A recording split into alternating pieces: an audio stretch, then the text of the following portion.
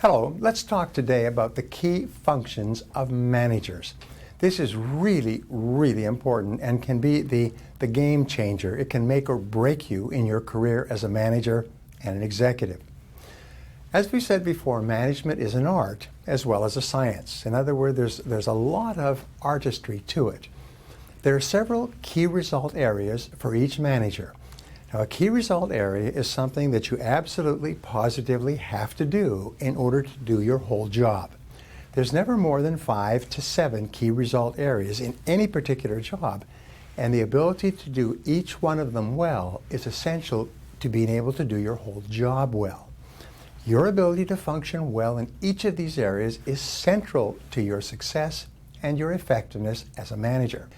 The winning edge concept is considered one of the top management concepts discovered in the 20th century. And it says that small improvements in certain critical areas can lead to enormous improvements in your results. For example, just your being able to hire really good people consistently can transform the results of your business. Incremental improvements in each of your key result areas, especially if you're weak in one or more areas, can lead to dramatic increases in your effectiveness and in your ability to get the job done. Sometimes improving in one key skill area can transform your future. Sometimes a major weakness in one key skill area can hold you back from using all your other skills. The very best managers are those who have taken the time to identify the key skills required by their craft and who have worked on themselves to develop those skills to a high level. In this lesson, you learn the key result areas of every manager anywhere in the world and how you can begin increasing your effectiveness in every area of your management activities.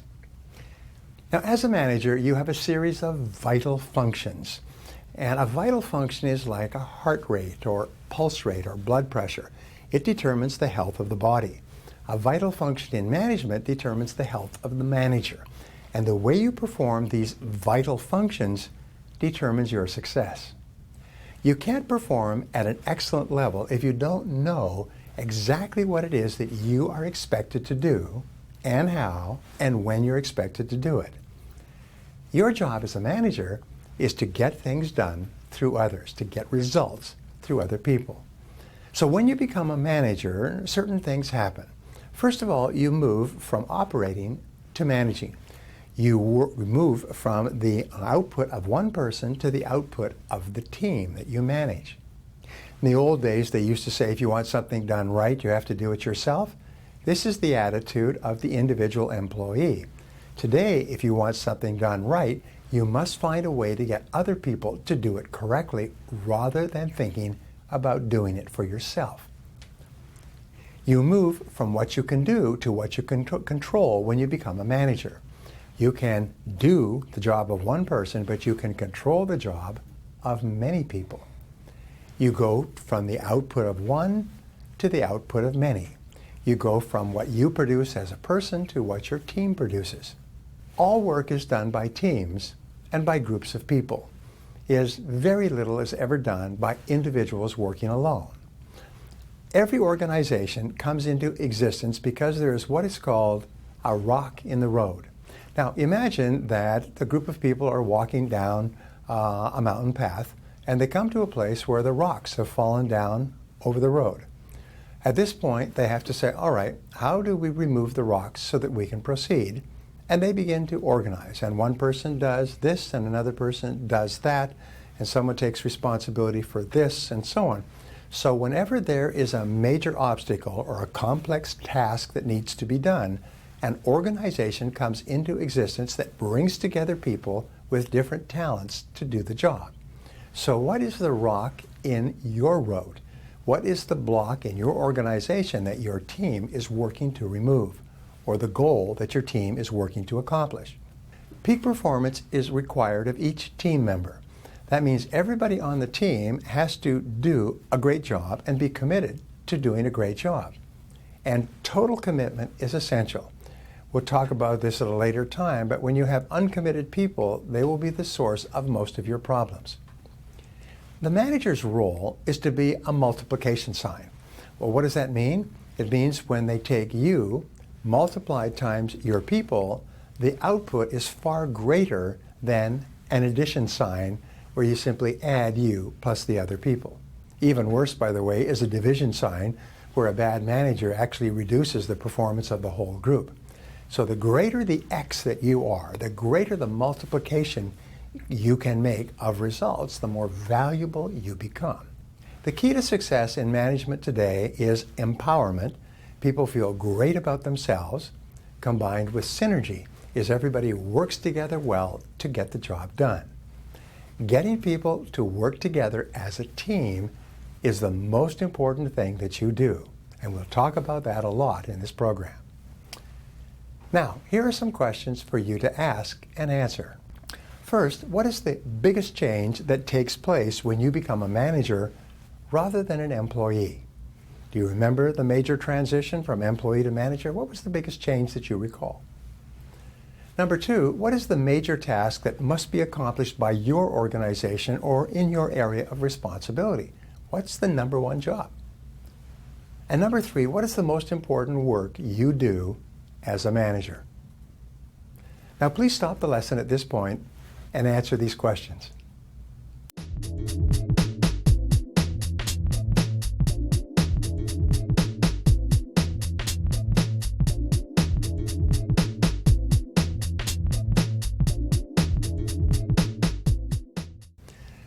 Let's talk now about people, planning, and organizing. Here is an incredible discovery. Of all assets in your business, only people can be made to appreciate and go up in value.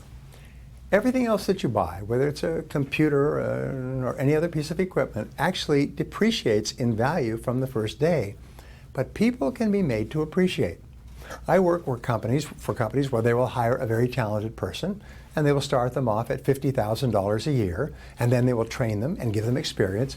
And after 3 or 5 years, they're paying them $150,000 a year. Now, is that because they're generous or because they're kind or they don't care about their money? No, it's because this person has become much more valuable in terms of their ability to get more results faster, and the company wants to pay them more because they deserve it. One of your most important goals is to appreciate as a person, to become more valuable to your organization. You appreciate, you become more valuable by getting more and better results for the amount of time and the number of hours that you work. In becoming more valuable, selection is really important. Selection means selecting the person with the ideal temperament for the job. That's the starting point of making people appreciate. If you hire the wrong person, you can give them all the training and experience in the world and it won't do any good. Training the ideal person develops confidence and competence. You can often take an average person, and by giving them thorough training and experience, you can make them an incredibly valuable asset to your business. And the next area is motivation. Motivation enables you to multiply the person's talents and abilities by creating the right environment for people to perform. This is the basic minimum of managerial performance. The better your people perform, the better you perform as well. So now, let's talk about some of the things that you can do, the key result areas of management. The first is planning. Planning means your ability to plan and to decide exactly what is to be done and then to convey this to others. Planning is the critical skill of managers and executives. And it's something that only you can do. And if you do it well, it can make an enormous difference in your business.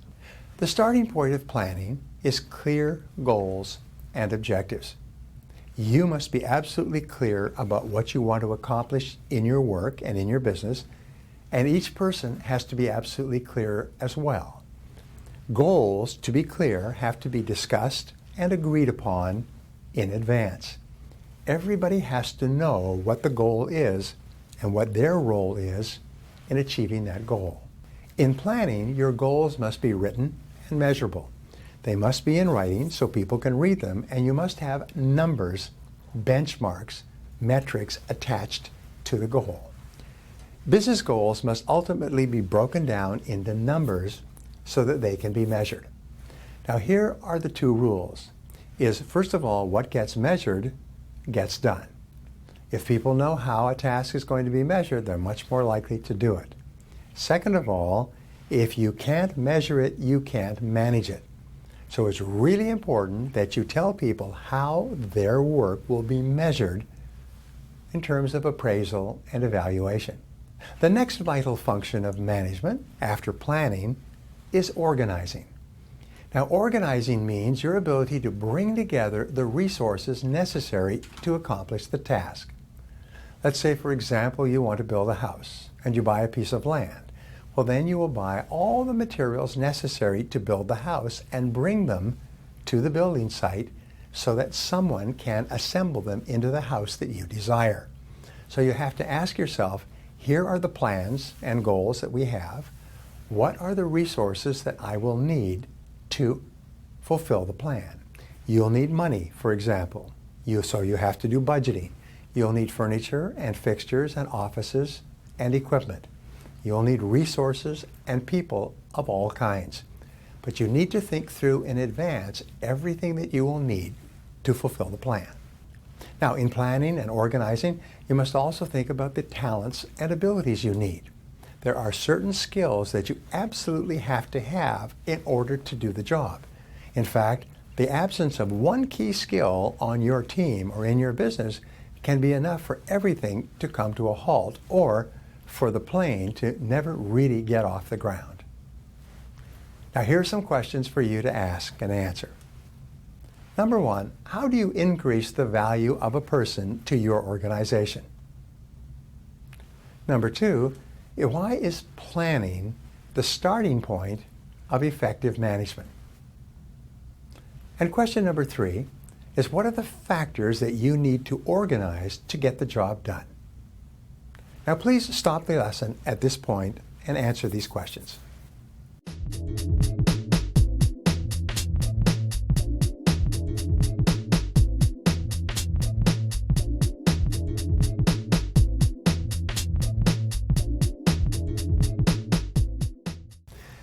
I want to talk now about staffing or recruiting and delegating and supervising. What we know is that your weakest key skill sets the height of your success in your business and in your career. And staffing is a vital function of management. What does this mean? It means your ability to find, to interview, to select the right people at the right job level, at the right pay, is critical to your success. It is the major test of the manager.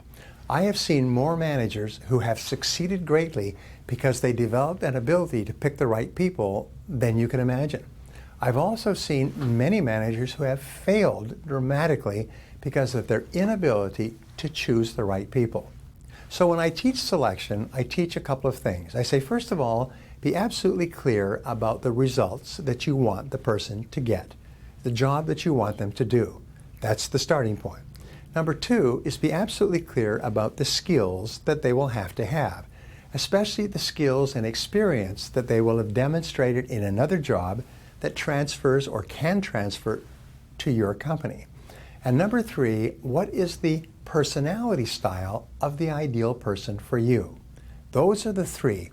I call them the iron triangle: results expected, skills required, and personality style. And you always put these in writing before you interview your first person so that you have a checklist to review and compare against each person you speak to. This is the key to staffing, to getting the right people, and we'll talk about this more a little bit later. Now, delegation is another vital function of management. As I began to study successful managers, I found that without the ability to delegate, you cannot be a manager. That delegation is the multiplication factor in management. It is the most important thing of all. If you can delegate, you can accomplish extraordinary amounts of work. And if you can't delegate, you've got to go back to working in the ranks. So delegation means assigning the right people in the right way with the right sources to do the right job. I used to think as a manager that delegating was just saying, do this, do that, until I realized that, whoa, delegation is so important, because if you do it wrong, the job doesn't get done, your job doesn't get done, And many times, companies will actually fail because of the inability of an executive to delegate properly to their staff. So delegating enables you to multiply your skills. In other words, you can take your skills and multiply it times many other people and accomplish much more than you could by yourself. Delegating enables you to leverage yourself. It enables you to pass on jobs that are smaller jobs and free yourself up to do bigger jobs that only you can do. Delegating enables you to make an extraordinary contribution to your organization. There are some people who can control 10, 20, 50, even 100 people by delegating properly all the way down the line. And these people are some of the most valuable people in the world. Delegation is the key skill for advancement. If you cannot find the right people and delegate the work to them in such a way that they get it done, then you can't be advanced in your position. Delegation of responsibility is the key to growing people. It's the most amazing thing is the more responsibility you give to people, the faster they grow and the more competent they become, as long as you delegate in the correct way. The next key function of management is supervising. It's a critical part of management. It means assuring that the work is completed on schedule. Now, 75% of the top managers, according to the studies in the major corporations, is spent out of the office and walking around working with their staff. 75% of the time of poor managers is spent in their staff or in their office doing paperwork. So supervision means that you walk around and you talk to people and you see what they're doing and you get immediate feedback. Now, the number of interruptions that you will have each day will be the square of the number of people who report to you each day.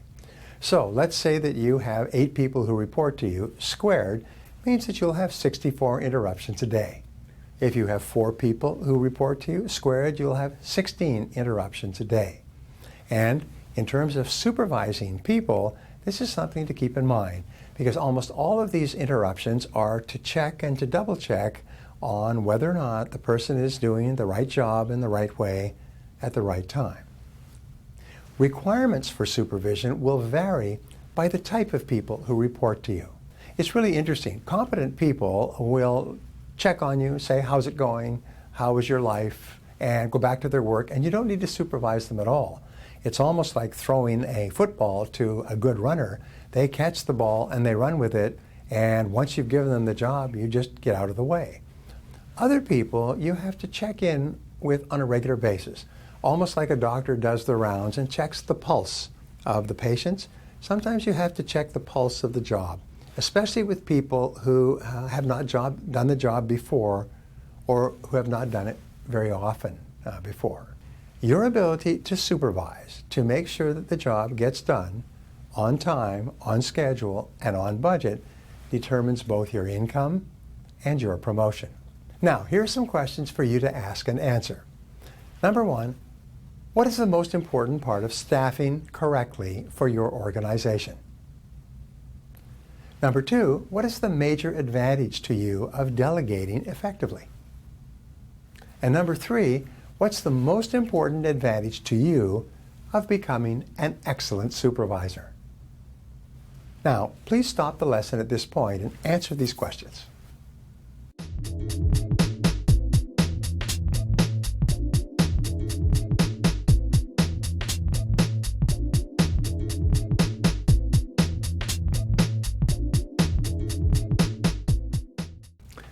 Measuring and reporting are critical parts of managerial effectiveness. One of the vital functions of management is measuring. Remember, what gets measured gets done. If you can't measure a task, it's very difficult to assure that it gets done on time. Now, measuring means establishing standards of performance with deadlines. In other words, each person who has to do a job has to know exactly how the job will be measured when it's done. If you're in sales, it's very easy. You say, if you achieve this level of sales in this month, you've hit your quota. But in many other jobs, you have to find different numbers. Benchmarking is a vital part of measuring. Many companies use what they call benchmarks or metrics or measures For every single part of the job, it's contrasted against a benchmark, which is the best level that the job has been done at in the past, or a metric is a goal that they're aiming at. But the more you can measure a task, the more people can focus on doing the task on time and to the standard that you set. Now, in measuring, you always compare yourself and your performance against the best. Let me give you an example. There's a very famous story of Charles Schwab, who was a steel executive many decades ago, and he went to look at one of his steel plants, and the plant was performing below standards. It was producing maybe 2 or 3 tons a shift when it was supposed to be producing 6 or 8 tons. So he came and he arrived at the end of the first shift, and he asked them, how many tons of steel did you produce? And they said 2 tons. So he took a piece of chalk, and in the middle of the floor where all the workers came, he put a circle and he wrote the number 6, or then it wrote the number 2, and left. Well, when the next team, the next shift came, they asked, what's that? And they said, well, the big boss was here from the head office, and he asked, what did the shift produce? And they wrote that down. They produced 2 tons.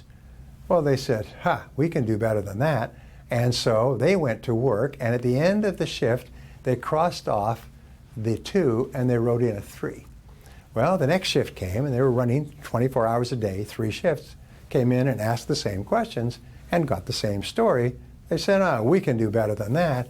And at the end of that shift, they dusted off the 3 and they wrote a 4. The new shift came in the next day, and they said, what's this? They said, the last shift doubled your productivity from yesterday. And they said, we can do better than that. At the end of the shift, they crossed it off and they put a 5. And by the end of the day, that shift was producing 6 to 7 tons per shift from the rest of the time the company was in business.